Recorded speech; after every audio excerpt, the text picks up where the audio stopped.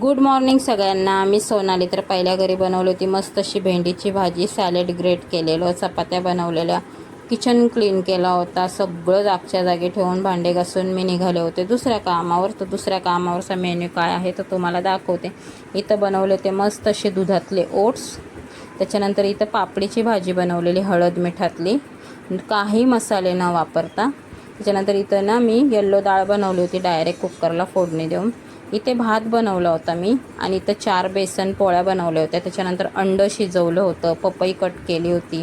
ताईंनो आता इथं मी बनवते चीज पराठा. तर माझ्या पद्धतीने मी तुम्हाला दाखवते कशी मी बनवते. इथं मी थोडीशी चपाती लाटून घेतलेली, त्याच्यावर चीज स्लाइस ठेवले. नंतर मी घातलं होतं ऑर्गॅनो, नंतर घातले होते थोडंसं चिली फ्लेक्स.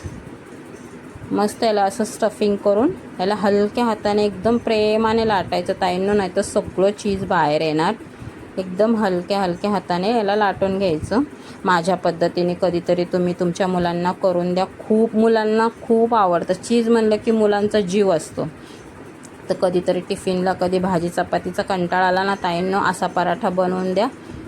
मस्त याने पोट भरतं एका पराठ्यातच. तर मस्त मी पॅनला तूप लावलेलं थोडंसं, कारण आपला पराठा चिटकेल म्हणून.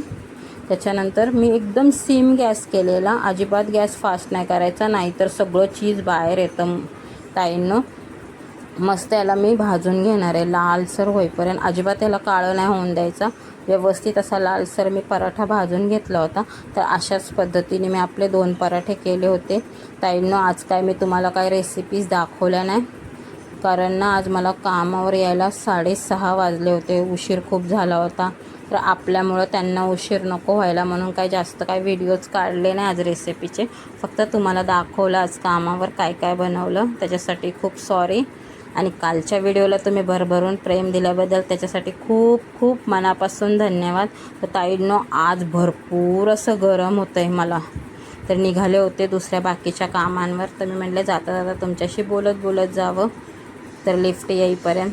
तर व्हिडिओ आवडला असेल तर लाईक करा, शेअर करा, छान छान असे कमेंट करा. Bye bye.